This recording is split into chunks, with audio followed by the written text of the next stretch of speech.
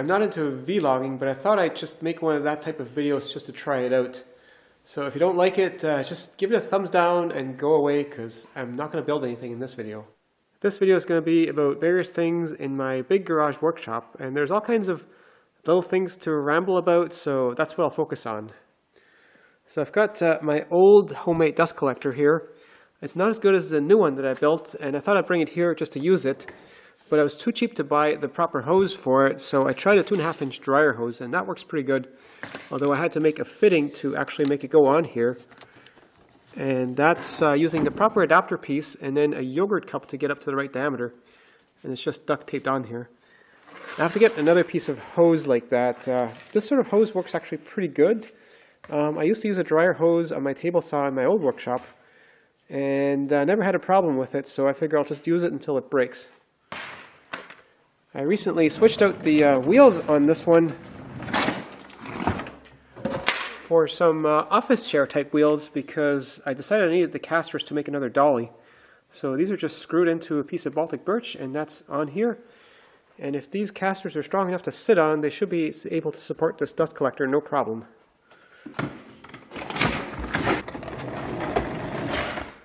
Also with this type of wheel is this table, which I originally built just to hold my Panther Rotor XL, but now that I've got a better base for it, I brought it out here. And this table is quite handy just to use it wherever I need to use it. I got a simple table that I built a couple of years ago as my workbench. And there's the other workbench, and I just mounted some pieces of plywood behind it. This is just plywood from the garbage. And next I need to make a bunch of tool holders so that I can put my screwdrivers and stuff like that on the wall, which is much more convenient. All the machines I've got out here are all sort of my seconds. So this is my old small drill press, radial arm saw, which I never used in my shop, a drill press that somebody gave me, my 6-inch jointer, which is a heck of a lot better than not having a jointer. I don't have a cast-off planer, so no planer out here. My horizontal boring machine, nothing really wrong with that machine. It's just awkward to set things up with it, so usually I'll just use a drill press table. Here I've got the stand from the Craftsman bandsaw that I smashed. So in the meantime, it's good for propping things up onto until I make more shop furniture for in here. I've got the wood stove here for heating, and I thought one of these torches would be awesome for lighting it because these lighters really, these lighters really don't work that well when they're cold and have to warm it up in my hand. But it turns out the piezo igniter, this part here, doesn't work when it's cold, so kind of useless. The wood stove, I have a bunch of fans there to blow air at it, but they're quite loud. Well, not really loud. So I turn them off if I'm recording, and that really helps to spread the heat around the shop. If I have this thing going full stoke, it's enough, just enough to keep the workshop warmed up. But that's with the slab being at below zero because I don't heat the shop regularly. I also have to turn the fans off if I'm stoking it because otherwise it just blows too much smoke into the workshop. Whoops.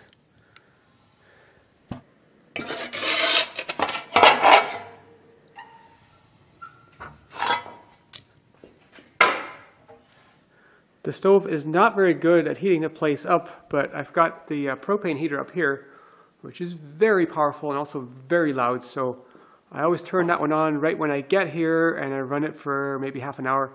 And that gets the shop nice and warm, up to 20 degrees easily. I don't know, that's about 60 something in Fahrenheit. Back here I've got a bunch of scrap metal. I bought a wire feed welder at a yard sale a couple of years ago, and I've been meaning to get more into that sort of thing, but I'm terrible at welding. I have welded a few things though. For instance, here is a really dreadful weld that I've done, but it does stiffen up the shelf a bit.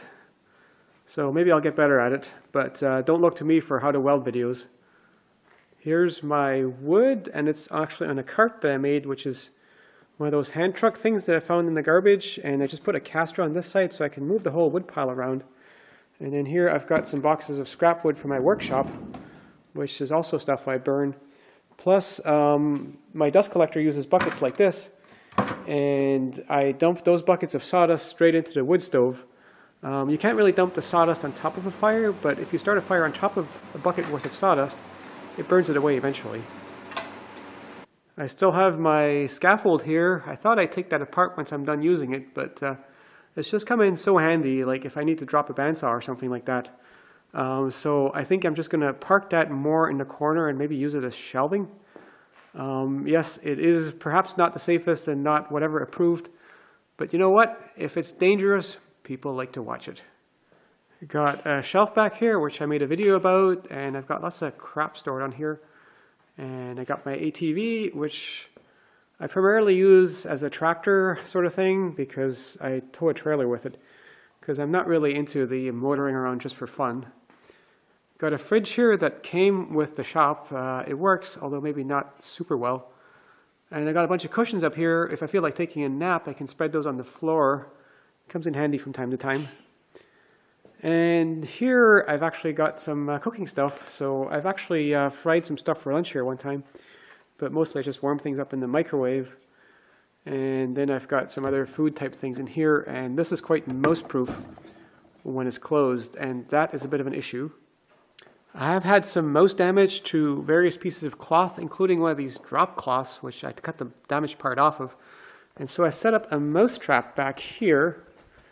And this hasn't been working that well lately, although it has caught a few mice in here. So the mice can get up in here, and I smear Nutella or peanut butter on here, and the mice get on here and eventually fall in down here. But I didn't put enough antifreeze in there, so this is frozen over again. So my hope is after I've heated it, it'll be not frozen for a few days, and maybe the mouse will fall in there. But somehow, I don't know how the Nutella has gotten eaten off of here. It may not be mice. I've had another trap where I saw mouse poop in the bottom, so they fell in and were able to jump off the ice. But yeah, I want to set something up to film that when I'm not here to see what exactly happens with that, and that might make another interesting video.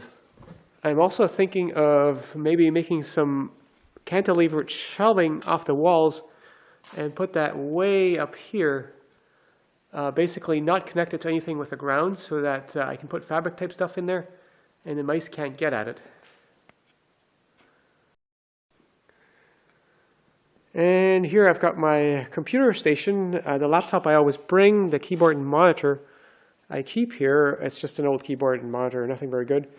And this is one of my wheelie desks, which I made several of. So very good use here, and I just pulled that up to the armchair when I want to use the computer.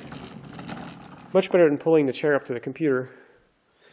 And for internet, I rigged this thing up, and I made a video about this too, which is a parabolic-ish dish, and that works really good for getting signal.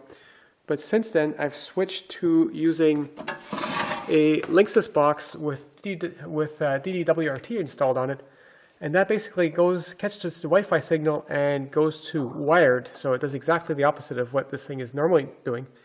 And I've got a reflector behind it, which it kind of works without it, but I actually didn't put this reflector on here last time I left here. And I could not reach things remotely, hardly at all. So this reflector really does help. These halves are parabolic. And I've got marked on here where the focus is of the parabolas. And I make sure that the antennas are exactly in the focus. And also I calculate the size of this parabola so that the incoming signal is going to be in phase with the reflections when it meets with this antenna, so that I get maximum boost from this reflector. So I've got several lines coming off of here, and two of those go to things on the wall here. So here, this is a V-Star Cam IP camera, so I can remotely look out the window, and it's set to motion trigger when there's stuff happening out there. And then you can also swivel it around and make sure everything's okay in the shop, and also look at the thermometer remotely. Although it turns out the infrared lighting on here when the lights are off makes the red on here not work, so I put this mechanical thermometer on here and I colored the needle black so it shows up better with the infrared. But the motion trigger on this camera isn't terribly good, so I set something else up here. This is a Raspberry Pi. It's in this wooden enclosure, and this is the camera module of it. And it's aimed out there, and I still have to finish off my software to detect motion on that, so this thing shouldn't miss anything. And it's also connected to Ethernet to the router back there so I can access this remotely. Except last week I couldn't really get it very well because, again, I neglected to put the reflector behind the router. So I definitely need that. And I've got hooked up to it right now a monitor and a keyboard, which I needed just when I set it up initially. But that should go away again. I really don't need a monitor and keyboard now. It runs Linux, so I just access it remotely. And back here is more junk. I've got a workmate that I picked up off the curb. This is a planer stand from my planer that I got from Canadian Tire. And I'll use that with my other bandsaw here, which I just brought out today, so I need to put this back together so I can have a second bandsaw here, because for some things you want a coarse blade, for some things you want a fine blade, and I can't be bothered to keep changing blades, which is why I really need a second bandsaw here. Back here is my $70 welder that I've welded with. It works fine. Nobody sent me a free one, and I'm fine with that, because that way I get editorial freedom. I've got my cheap dust collector that I bought for in here, and I mostly use it with my homemade table saw. It really doesn't have enough suction. It's supposedly a 1 horsepower motor, but the impeller on here is just too small a diameter to really get a lot of pressure, and this bag has a lot of resistance. Bill Price on his, actually, he's put one of these filter bags on the bottom as well, and I might just do that as well. Although at that point it might help to put some garbage can thing ahead of here to catch the coarse dust, because you don't really want to fill the filter bag completely with crap. Although even that would still help. And these plastic bags are just awful to put on here, so I think this will help a lot when I switch that over. And my drills and such all disorganized. Those will eventually go on here so I can get at them more easily. And here's my homemade table saw, which I have to say is not as good as a contractor type saw that you could buy, but a friend recently gave me a small little table saw, one of the ones that you can get for like $100, and that thing is just awful. So this is much better than that, and I'm quite happy using this. I will probably get a real table saw out here eventually. And let's see, what else have we got here? Here's my antique desk drawers, which I'm using here as a workbench. Nothing is attached here, it's just held together by gravity.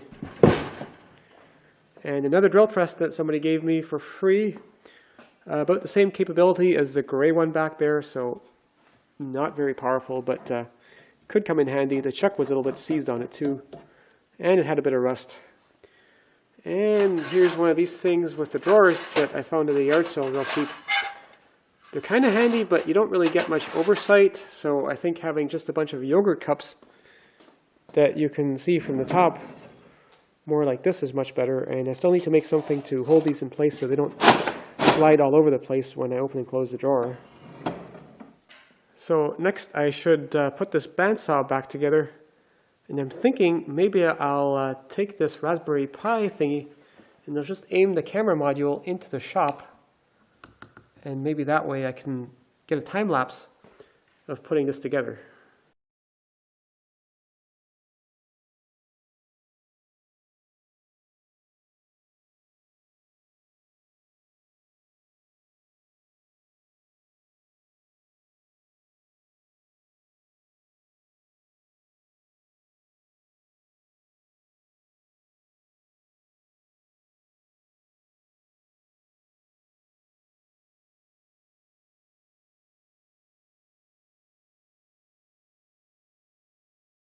Finally got this bandsaw back together. Took a little longer than expected because I brought the wrong belt, and so I had to move the motor out a little bit, and that ended up hitting the belt guard and whatnot, so I had to carve things out of here. The other thing is I'd last used it as sawmill mode, so I had to switch everything over in terms of configuration. And here's a weakness of this bandsaw design is if I do a lot of sawing, I get dust caught in here now. This is the dust from having cut up several logs, so it's not so bad. For ordinary sawing, you don't really end up with very much dust in here, and I'm just going to suck that out with a vacuum cleaner.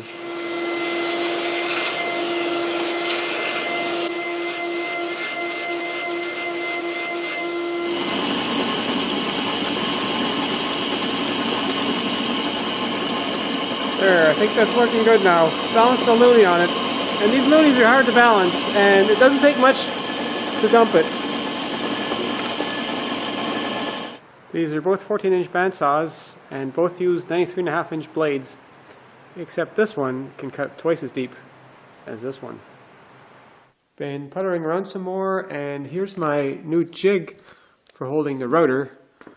So holding it from the top instead so that the whole length of the antenna is in the reflector, and that goes against the window like so. And I should have much better reception now.